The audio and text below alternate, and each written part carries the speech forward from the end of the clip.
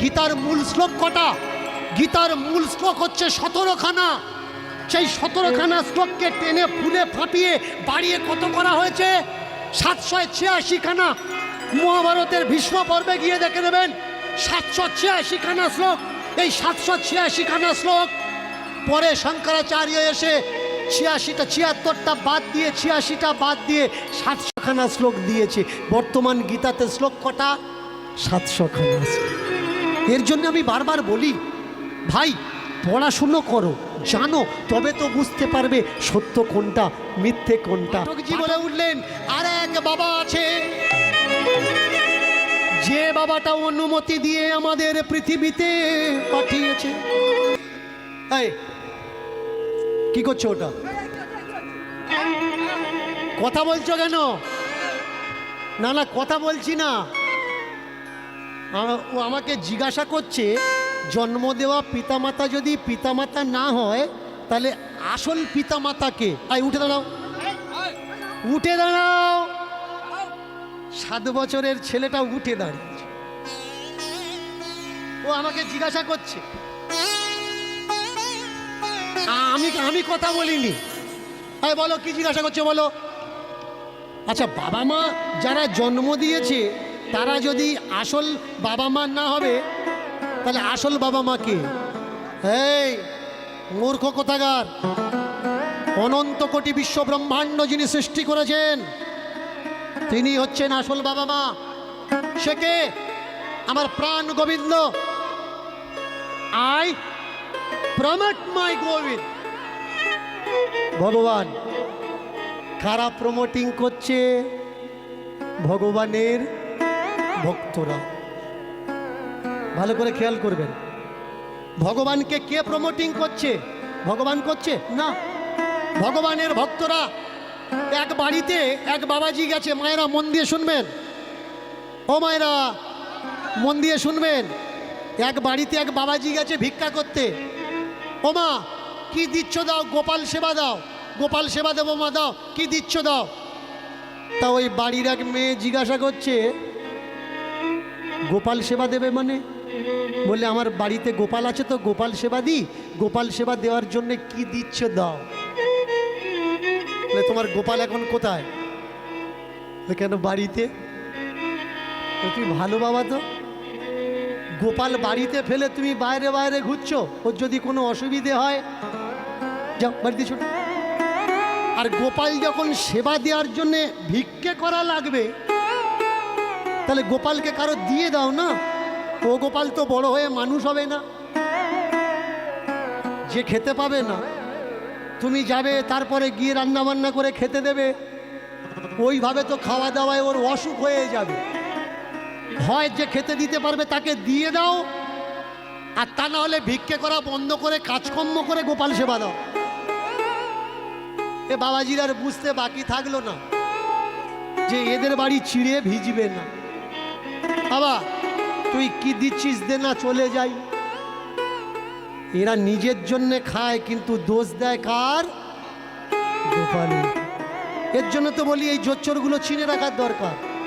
বাবা আমি গোবিন্দ সেবা দেবো, দাও। কেন? তুই যদি গোবিন্দ সেবা না দিস গোবিন্দ ভাত পাবে না? সে কোন জায়গায় নেই? আমি বলছি পূজা করার দরকার নেই। মানুষ বলছে দীনকৃষ্ণ ঠাকুর হিন্দু বিদ্বেষী, পূজা করতে মানা করছে। আমি পূজা করতে মানা করছি না। পূজা করতে মানা কারা করছে? বেদ ব্রহ্মবাদী। বেদে কোথাও দেখাতে পারবেন না মূর্তি পূজা আছে।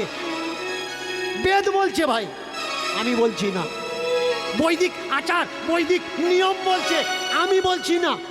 যারা ব্রহ্মবাদী তারা বলছে, এটা আমার মুখের কথা না। ব্রহ্মবাদীরা বলছে পূজা করবেন না। কেন পূজা করবেন না? ব্রাহ্মণ্যবাদী লোকেরা তাকে পূজা করিয়েছে, তাকে পূজা করব না। ব্রহ্মবাদী বলে উঠলে তাকে যে পূজা করব সে কে? বলে সে ঈশ্বর। ঈশ্বর কোথায় থাকে? সর্বভূতে বিরাজমান, সব জায়গায় বিরাজ করে, সব জায়গায় থাকে। আচ্ছা, যে পূজা করে তার ভিতরে আছে? হ্যাঁ আছে। যে পূজা করায় তার ভিতরে আছে? হ্যাঁ আছে। যে চাঁদা দেয় তার ভিতরে আছে, হ্যাঁ আছে, যে চাঁদা দেয় না তার ভিতরেও আছে। তাহলে সবাই যদি, সকলার ভিতরে যদি সেই ঈশ্বর থেকে থাকে, তাহলে পূজা করার কি দরকার? নিজের খেয়াল রাখলেই তো হয়ে যায়। তুমি তোমার ভিতরের পরমাত্মাকে খেয়াল রাখো, তাহলে কিন্তু আর কোনো কিছু যায় আসে না। এর জন্য মহান মানবেরা বলেছে, নিজের শরীরকে সুস্থ রাখো, অসুস্থ করো না। আজকে যে তিথিটা চলছে, আজকের তিথিটার নাম কি মায়েরা করেছেন তো? আর নির্জলা মরবে, অসুবিধে কি? যারা এত টাকা খরচা করে ডাক্তারি পড়েছে তাদেরও তো ছেলে বউ আছে, তাদের চলবে কি করে? তাদেরও চলার দরকার। প্রথমে আমার কথা না, যদি কোনোদিন অসুস্থ হয়ে ডাক্তারখানায় যাও, ডাক্তারকে জিজ্ঞেস করবে।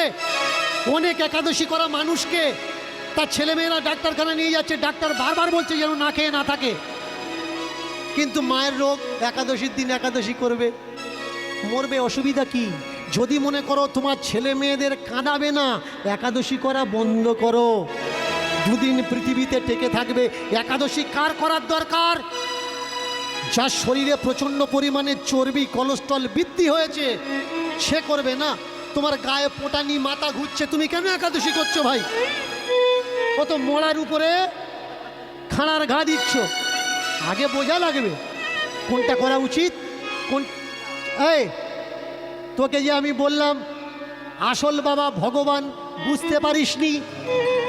ছেলেটা বলে উঠলে, কে ভগবান? আসল বাবা যদি ভগবান হয়, তাহলে ভগবানটাকে জানিস না? ভগবানই তো কৃষ্ণ, গোবিন্দ, রাধারমন। আচ্ছা, ভগবান যদি কৃষ্ণ হবে, ভগবান যদি গোবিন্দ হবে, আমরা আমাদের নকল বাবা মাকে দেখা পাই। ও যদি আসল হবে, ও আমাদের ছেড়ে দিয়ে চলে গেল, একবার আমাদের খোঁজ রাখে না কেন? প্রশ্ন। আমাদের নকল বাবা মা যারা, তারা আমাদের খেয়াল রাখে, কিন্তু যারা আমাদের আসল বাবা মা, জন্মের পর থেকে মৃত্যু পর্যন্ত কই একদিন তো খেয়াল রাখার জন্য এসে এলো। আরে ভগবান দিয়ে তোর কোনো যায় আসে না। তোর যদি ভগবানের প্রয়োজন হয়, তুই ভগবানের কাছে যাবি। যাব কিভাবে ভগবানের কাছে? এর জন্যই তো ত্যাগ দরকার। যা কিছু আছে সব কিছু ত্যাগ দাও। সব কিছু ত্যাগ দিয়ে হিমালয়ে ছুটে যাও, গিরি গহ্বরে, যেখানে না আছে খাওয়ার, না আছে পাওয়ার, না আছে চাওয়ার। চোখ বন্ধ করে ওম শব্দের সংযোগে তার নাম উচ্চারণ করো। ওম ওম ওম। দেখবে যেদিন তোমার ডাক সূক্ষ্ম স্তরে পৌঁছাবে, যেদিন তুমি সূক্ষ্ম স্তরের যোগ্য হবে, সেই সূক্ষ্ম সনাতন তুমি দর্শন পাবে। ত্যাগ দিতে হবে। হ্যাঁ, সব ত্যাগ দেওয়া না। ছেলেটা এতক্ষণ ধর্মকথা শুনছিল। কে শুনছে ধর্মকথা? ধর্ম শুনছে ধর্মকথা।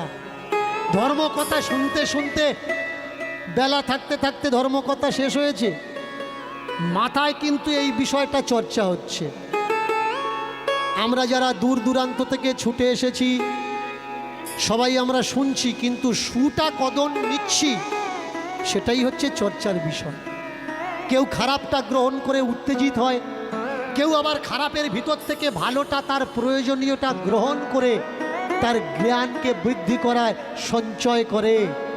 আজকের ছেলেটা যেতে যেতে বন্ধুদের বলছে, হ্যাঁ রে, বাবা মা আসল বাবা মা নয়, আর একটা বাবা মা আছে। মনটা যেন ভেঙে গেল। কেন?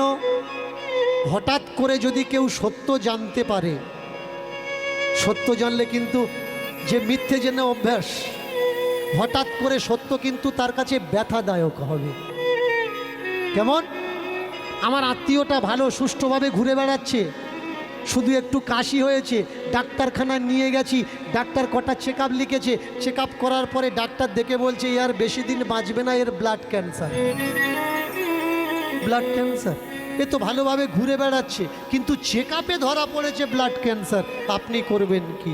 সত্য বড় কড়বা হবে, যতক্ষণ চেক আপ না করবেন ততক্ষণ ধরা পড়ে না। এর জন্যে আগে জাস্টিফাই করা লাগবে। জাস্টিফাই আগে জাস্টিস নয়, জাস্টিফাই করো। জাস্টিস এমনি ভিতর থেকে তোমার তৈরি হয়ে যায়।